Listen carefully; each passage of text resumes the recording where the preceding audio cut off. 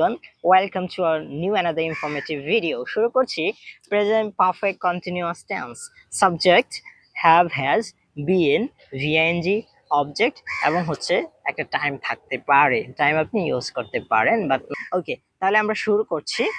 Subject, যেমন আমি একটা সাবজেক্ট নেই আই, আগের মতো আই যেহেতু আছে হ্যাভ বসবে, আই হ্যাভ একটা বিন ইউজ করতে হবে, BEEN।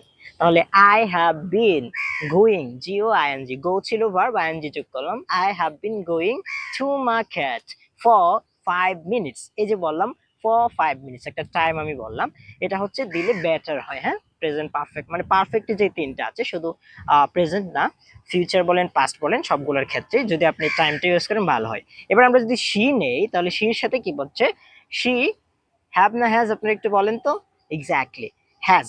She has been waiting for me for 30 minutes. সে আমার জন্য 30 মিনিট যাবৎ অপেক্ষা করছে বা করতেছে। সো এই ছিল আমাদের present perfect continuous tense. Thank you.